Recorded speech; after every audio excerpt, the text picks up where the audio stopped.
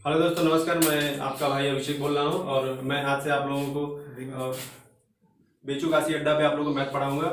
आज से मैं कंप्यूटिव मैथ पढ़ाऊंगा और आज से मैं आप लोगों को ट्रिग्नोमेट्री शुरू करने जा रहा हूँ। तो ट्रिग्नोमेट्री में आप लोगों को डायरेक्ट हाइट एंड डिस्टेंस पे ले चल रहा हूँ। आप लोगों को बेसिक ट्रिग्नोमेट्री अभी मैं उसी में इंट्रोडक्शन दे दूंगा उसका।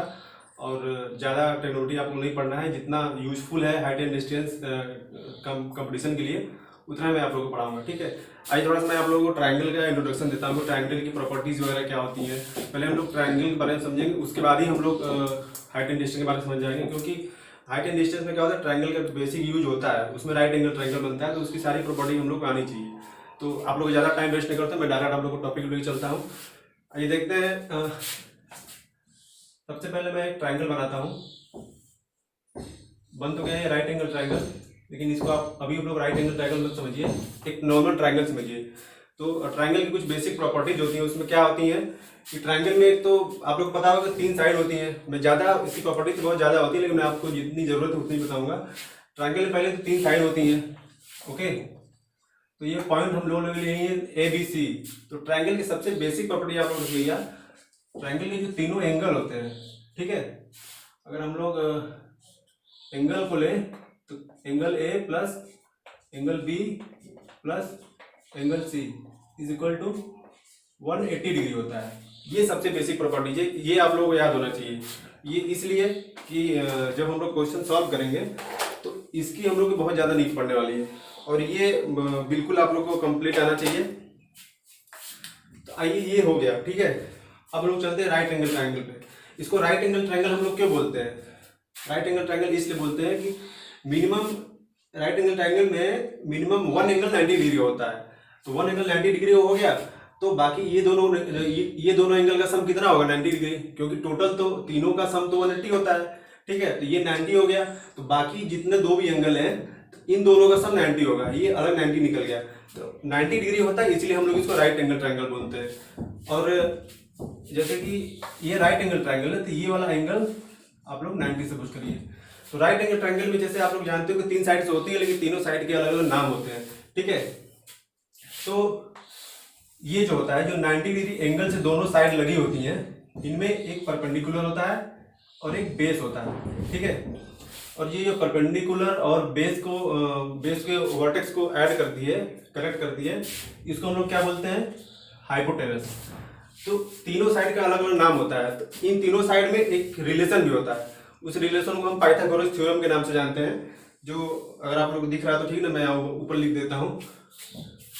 Hypotenuse square is equal to perpendicular square plus base square. ठीक है, तो हम लोग को अगर कोई दो वैल्यू हमको पता रहेगी, तो तीसरी वैल्यू को हम लोग कैलकुलेट कर सकते हैं। और अगर कोई दो वैल्यू पता रहेगी, हम इसको ट्रांसफॉर्म करके अलग अलग फार्मूला बना सकते हैं। तो ये सबसे इंपॉर्टेंट फार्मूला है, hypotenuse square is equal to perpendicular square plus base square. तो ये इतनी चीज हो गई। इसके बाद हम लोग क्या देखेंगे? ट्रिग्नोमेट्री में कुछ आइडेंटिटीज होती हैं, इनको हम लोग को थोड़ा जानना पड़ेगा। जैसे कि आप लोगों ने सुना होगा साइन कॉस टेन। तो साइन कॉस टेन हम लोग कब यूज करते हैं? हम लोग को जब कोई चीज़ हम लोग को कैलकुलेट करनी होती है, तो साइन कॉस टेन का ट्रिग्नोमेट्री में बहुत ज़्यादा इस्तेमाल होता है। और इसके बारे में आप लोग थोड़ा सा इंट्रोडक्शन देख लीजिए। ये हम यहाँ पे लिखे हैं sine theta, cos theta, tan theta. तो थीटा क्या है? थीटा यहाँ पे, थीटा से आप लोग को डरने की जरूरत नहीं है। थीटा एंगल की वैल्यू होती है। ठीक है, थीटा है ये, इसको आप कुछ दूसरा एंगल बीटा बोल सकते हैं। तो थीटा की वैल्यू कुछ भी हो सकती है, 0, 30, 45, 60, 90, 35, कुछ भी, मतलब 20, 15, सब कुछ। एंगल मतलब एंगल तो नंबर होता है, वो आप कुछ भी थीटा की जगह कोई वैल्यू हो सकती है। तो ये हो गया। तो हम लोग अगर साइन थीटा लेंगे, तो साइन थीटा लेंगे तो थीटा मतलब कि इस वाले एंगल को ले रहा है। तो इस थीटा के अगर साइन की वैल्यू हम देखेंगे, तो हमारा क्या फॉर्मूला बन रहा है? Perpendicular upon height. ठीक है, तो साइन थीटा अगर हम लोग इसको लेंगे तो परपेंडिकुलर अपॉन हाइट बनेगा। अगर इसी थीटा का हम कॉस लेंगे तो बेस अपॉन हाइट बनेगा। ठीक है, और अगर इसी थीटा का हम अगर टेन लेंगे तो हमारा परपेंडिकुलर अपॉन बेस बनेगा। ठीक है, थीटा की वैल्यू, ये वाला जो एंगल है, ठीक है, ये वाला जो एंगल है, इसके लिए परपेंडिकुलर ये वाली साइड है, और इस वाले एंगल के लिए परपेंडिकुलर ये वाली साइड है। अगर हम इस वाले एंगल को देखेंगे, इस ट्रायंगल को हम अगर ऐसे घुमा देंगे, ठीक है, ये वाला जो बीटा है यहाँ पे आ जाएगा। तो अब इस बीटा के लिए तो बेस ये बन गया, इसके सामने ये वाली साइड बन रही है तो ये इसके लिए परपेंडिकुलर ये हो जाएगा। अगर बीटा के सापेक्ष में हम अगर साइन की वैल्यू निकालेंगे तो परपेंडिकुलर ये होगा और हाइपोटेनस तो वही रहता है, बेस इसके लिए ये हो जाएगा। ठीक है, तो ऐसी चीजें कन्वर्ट होती रहती हैं। फिर इसका हम लोग हाइट एंड डिस्टेंस पे यूज कैसे करते हैं। जैसे आप लोगों को क्वेश्चन दिया रहेगा कि कोई एक व्यक्ति है यहाँ पे,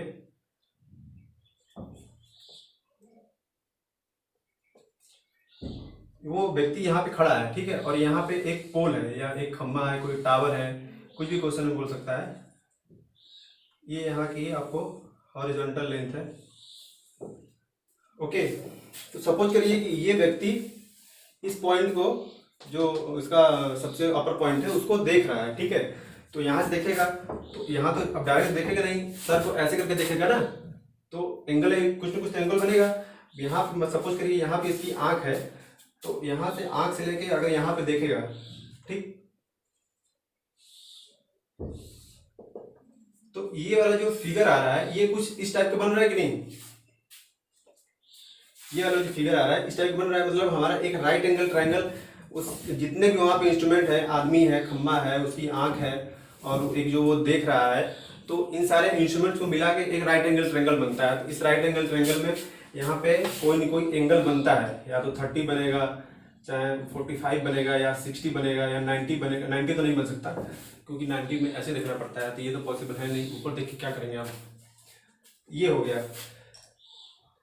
तो आप लोग जैसे कि कुछ क्वेश्चन दिए रहेंगे, हाइट, पिलर की हाइट दी रहेगी, ठीक है, तो आपसे पूछ लिया जाएगा कि व्यक्ति और खंभे के बेस के बीच में कितना डिस्टेंस है। कुछ क्वेश्चन ऐसे बनते हैं। कुछ क्वेश्चन आपको कुछ दे देगा कि व्यक्ति से और खंभे के बेस के बीच में डिस्टेंस कुछ है, तो आप हाइट कैलकुलेट करिए, ठीक है, या आपको ये वाली डिस्टेंस निकालने के लिए दे देगा। कुछ कंडीशन में ऐसा भी क्वेश्चन देता है कि एक खंभा है ऐसे और यहाँ से यहाँ तक आदमी को चढ़ना है, तो चढ़ने के लिए क्या करेगा, सीढ़ी लगाएगा।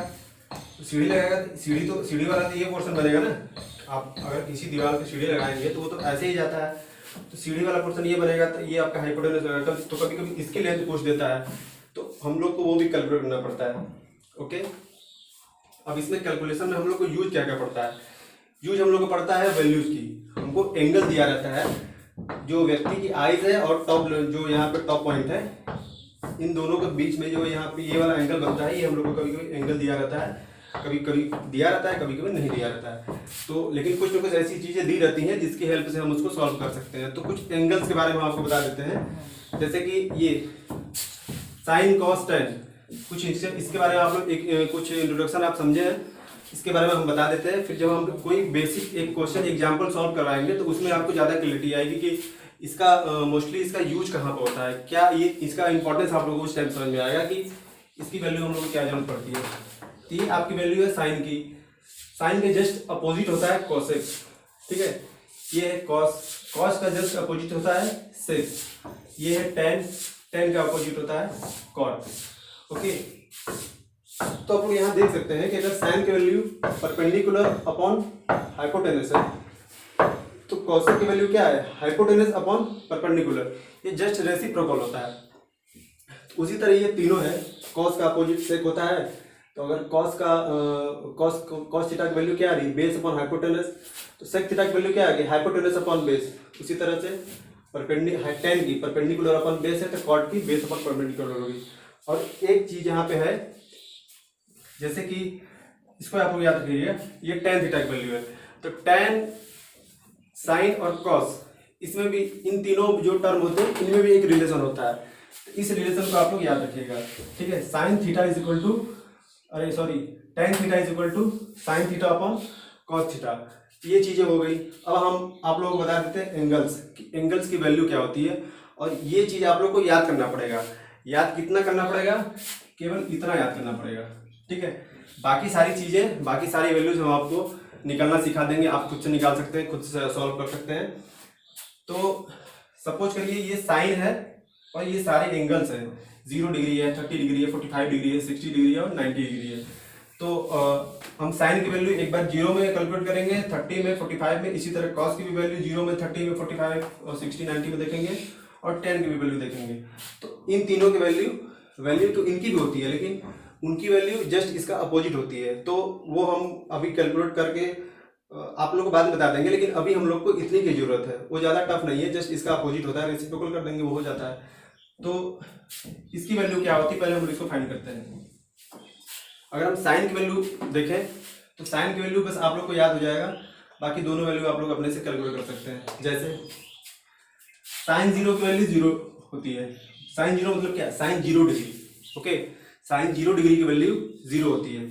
साइन 30 डिग्री की वैल्यू 1/2 होती है।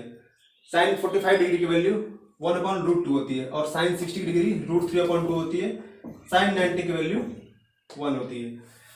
अब आप लोगों को साइन की वैल्यू पता चल गई, अब बचा कॉस का। तो कॉस को आप लोग कैसे सॉल्व करेंगे, कॉस आप लोग सॉल्व करेंगे, साइन का आप इधर से लिखते गए हैं, ठीक है। कॉस की वैल्यू आप लोग यहाँ से लिखते चलेंगे, उधर से लिखिए, वहाँ पे 1 है तो यहाँ पे 1 लिखिए, यहाँ पे √3/2 है तो यहाँ पे √3/2 लिखिए, यहाँ पे 1/√2 है, ये तो एक सामने है, ये यहाँ पे भी 1/√2 आएगा, यहाँ पे 1/2 है तो यहाँ पे 1/2 आएगा, यहाँ पे 0 है तो यहाँ पे 0 आएगा, ठीक है। इस कॉन्सेप्ट को आप लोग समझे कि नहीं, बिल्कुल सिंपल है, बस इस चीज़ को आप ऐसे पलट दीजिए, सारी चीज़ें अपनी जगह सेट हो जाएगी, आप लोगों को बस वही करना है। और बची यहाँ पे tan की वैल्यू, तो tan की वैल्यू आप लोग ये जो आप लोग को रिलेशन बताए हैं इसके बेस पे आप इस tan की वैल्यू निकाल सकते हैं। एक एग्जांपल लेके हम आपको बता देते हैं, जैसे कि हमको निकालना है tan 30 की वैल्यू, ये 0/1, तो 0 में हम लोग किसी नंबर का डिवाइड देते हैं तो वो 0 ही आता है। हम आप लोगों को ये बताते हैं कि tan की वैल्यू कैसे आती है। तो tan की वैल्यू हम लोग क्या देखते हैं, sine theta upon cos theta होती है, तो हम क्या लिखेंगे, tan theta is equal to sine theta upon cos theta. Video clear आ रहा है कि नहीं, ओके विजय सर, सही है ना, thank you. Sign theta upon cos theta ये लिखनी है। अब tan थीटा की वैल्यू हम tan, यहाँ पे थीटा की वैल्यू हम क्या लिखेंगे, क्योंकि हम tan किसकी वैल्यू जाना चाहते हैं, 30 की, तो थीटा की वैल्यू क्या आ जाएगी 30 इज इक्वल टू, यहाँ भी हो जाएगा साइन 30 अपन कॉस 30। ये मैं आप लोगों को थोड़ा सा इरेज कर देता हूँ, क्योंकि ये पाइथागोरस थ्योरम है जो हम यहाँ पे लिख चुके हैं, तो अभी इसकी कोई नीड नहीं है, जिससे कैलकुलेशन आसान हो जाएगा।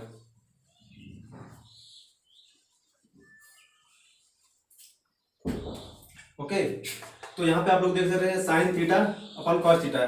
अब साइन 30 है, सॉरी साइन 30 अपन कॉस 30 है, तो साइन 30 की वैल्यू हम लोग यहाँ देख सकते हैं 1/2 है, तो आप लोग पहले 1/2 लिख दीजिए पूरे के बटे में, मतलब पूरे के अपॉन में क्या है कॉस 30, तो कॉस 30 की वैल्यू क्या है √3/2, तो एक ये पूरे के बटे में क्या लिखेंगे √3/2। तो यहाँ पे डरने की जरूरत नहीं है, ये जो 1/2 अपॉन √3/2 है, इसको हम लोग ये जब कन्वर्ट करते हैं ये किस रूप में आ जाता है 1/2, और जब ये चीज इसके मल्टीप्लाई में आएगा तो ये चीजें कन्वर्ट हो जाती हैं। ये √3/2 है तो क्या हो जाएगा 2/√3, ठीक है। तो यहाँ देख रहे हैं 2 से 2 कैंसिल हो जाएगा, बचेगा क्या 1/√3। तो यहाँ पे आप लोग देख सकते हैं कि tan 30 की वैल्यू हम कैलकुलेट किए हैं 1/√3, वही यहाँ पे लिखे हुए हैं। तो ये वैल्यू कैलकुलेट करना आप लोग को आ जाएगा। अब हम कितना समझ सकते हैं कि आप लोग कितना आ जाएगा। तो ये सारी चीज़ें हैं और ये सारी वैल्यूज अगर आप लोग को याद रहेंगी तो आप लोग को क्वेश्चन सॉल्व करने में बहुत आसान होगा। तो इतना इंट्रोडक्शन आप लोग नोट कर लीजिए, बाकी मैं इसके आगे एक क्वेश्चन सॉल्व कराऊंगा, तो एग्जाम्पल सॉल्व कराऊंगा, तो आप लोग उससे आप लोगों की अच्छी अंडरस्टैंडिंग बनेगी। मैं क्वेश्चन सॉल्व कराता हूँ।